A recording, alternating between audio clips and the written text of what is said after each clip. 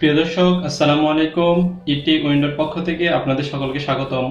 প্রিয় দর্শক, আজকে আমরা কারশফ লকে কাজে লাগিয়ে একটি জটিল সার্কিট সমাধান করব। এই হলো সার্কিটটি। প্রথমে আমি ইন্ডিকেট করে দেব।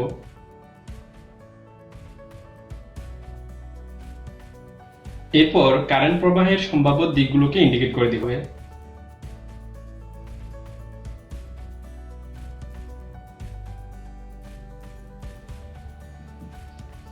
প্রিয় দর্শক, আমাকে যদি বলে ভি অফ সিই অর্থাৎ সিই এর ভোল্টেজ ড্রপ নির্ণয় করো,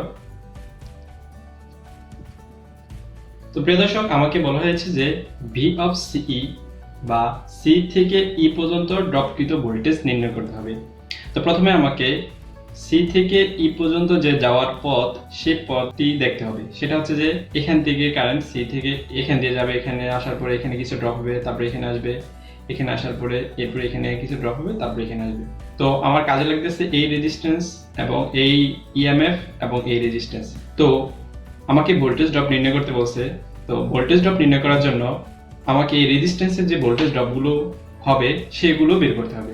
তো এখানে তো শুধুমাত্র রেজিস্ট্যান্স দেওয়া আছে, কিন্তু ভোল্টেজ ড্রপ বের করার জন্য তো আমাদের আই এবং আর দুইটাই লাগে। এখানে আর দেওয়া আছে কিন্তু আই নেই। তো এই জন্যই আমি আই বের করার জন্যই আমি দুই সাইডেই কেভিএল প্রয়োগ করবো। অর্থাৎ এইখানে এই লুপের মধ্যেও আমি কেভিএল প্রয়োগ করব এবং এই লুপের মধ্যেও আমি কেভিএল প্রয়োগ করব। তাহলেই আমি I1 এবং I2 বের করে নিতে পারবো। প্রিয় দর্শক, তো আমি এখানে যে লুপ নিব সেটা ক্লকওয়াইজ দিয়ে দিচ্ছি। যেহেতু পজিটিভ হয়ে কারেন্ট মোটামুটি বের হয়ে নেগেটিভ দিকে আসবে, এই জন্য ক্লকওয়াইজ দিয়ে দিচ্ছি। এখানে এই লুপের নাম দিতে পারি এ বি সি টি। এ লুপে কারশফ ভোল্টেজ ল বা কেভিএল অ্যাপ্লাই করে। তো এখান দিয়ে শুরু হবে, এ থেকে বি। এখানে আসবো, আসার পরে কারেন্ট এদিকে ঢুকতেছে, অর্থাৎ রেজিস্ট্যান্সের মধ্যে কারেন্ট ঢুকতেছে, পজিটিভ হয়ে ঢুকে এবং নেগেটিভ হয়ে বের হয়। তো তার মানে এ প্রান্ত হচ্ছে পজিটিভ এবং এ প্রান্ত হচ্ছে নেগেটিভ।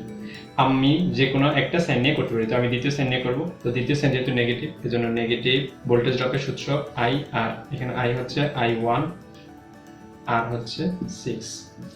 তারপরে এখানে আসবো, এখানেও পজিটিভ হয়ে ঢুকতেছে কারেন্ট, নেগেটিভ হয়ে বের হইতেছে।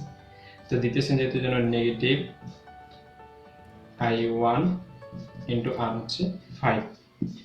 তারপরে এখানে আসবো, এখানে পজিটিভ হয়ে কারেন্ট ঢুকতেছে, নেগেটিভ হয়ে বের হইতেছে। দ্বিতীয় সাইন I1 ইন্টু 9। তারপরে এখানে ইএমএফ পাইছি, এই ইএমএফ এর দ্বিতীয় সাইন হচ্ছে পজিটিভ, এই জন্য প্লাস 60 ইকুয়াল টু 0।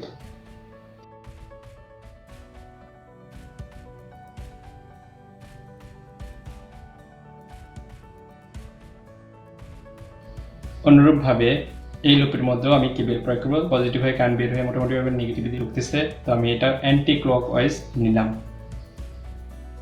এই লুপের নাম দিতে পারি F E H G F. লুপে কারশফ ভোল্টেজ ল বা কেভিএল অ্যাপ্লাই করে। তো অনুরূপভাবে এখানে কারেন্ট পজিটিভ হয়ে ঢুকতেছে, নেগেটিভ হয়ে বেরিয়েছে। তার মানে এটা পজিটিভ প্রান্ত, এটা নেগেটিভ প্রান্ত। এখানেও পজিটিভ প্রান্ত, এটা নেগেটিভ প্রান্ত, এটা এখানেও পজিটিভ প্রান্ত, এটা নেগেটিভ প্রান্ত, এটা। তো দ্বিতীয় সাইন নিয়ে যদি করতেছি, তার মানে মাইনাস I2 ইন্টু 8। তারপরে এখানে আসবো মাইনাস I2 ইন্টু 5। তারপরে এখানে আসবো মাইনাস I2 ইন্টু 7।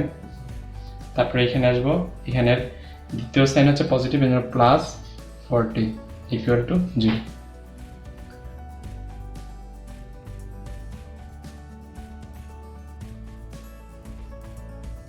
প্রিয় দর্শক, আমি I1 এবং I2 বের করে নিচ্ছি।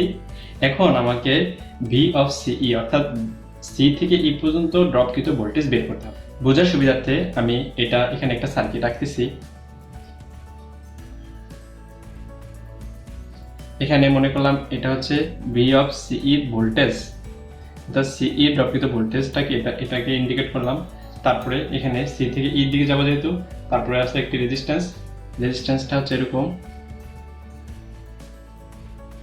এই রেজিস্ট্যান্স। তারপরে একটি ইএমএফ থেকে তারপরে আরেকটি রেজিস্ট্যান্স, তারপর হচ্ছে ই প্রান্ত। তো এটাকে যদি সি প্রান্ত ধরলাম আর এটাকে ই প্রান্ত ধরলাম, এখানকার রেজিস্ট্যান্স ছিল 5, এটা 10 ভোল্ট, আর এখানকার রেজিস্ট্যান্স হচ্ছে 5, এটা হচ্ছে I1, এখানে I1 কারেন্ট ড্রপ হয়েছে আর এখানে I2 কারেন্ট ড্রপ হয়েছে। মোটামুটিভাবে বোঝার সুবিধার্থে আমি একটি এখানে সার্কিট এঁকেছি, তবে আপনারা পরীক্ষার খাতায় এভাবে আঁকবেন না, আপনারা এখানে বুঝে নেবেন মোটামুটিভাবে, আমি বোঝার জন্য এখানে এটা আঁকছি। তো এখন এখানে যদি আমি লুপ ঘুরাই তাহলে দেখা যায় কি V of C E positive, তারপর এখানে কারেন্ট ঢুকতেছে, যেহেতু এ প্রান্তে ছিল মাইনাস, এটা প্লাস ছিল, ই এর প্রান্তের দিকে ছিল প্লাস, এই যে প্লাস, এবং এর পাশে ছিল মাইনাস, এই যে সি এর প্রান্তের দিকে ছিল মাইনাস। তো ভি অফ সি, তারপরে দ্বিতীয় সাইন হচ্ছে প্লাস, মানে প্লাস 5 ইন্টু I1, দ্বিতীয় সাইন হচ্ছে মাইনাস ইএমএফ এর, এজন্য মাইনাস 10, তারপর হচ্ছে দ্বিতীয় sign plus I2 into 5 equal to 0।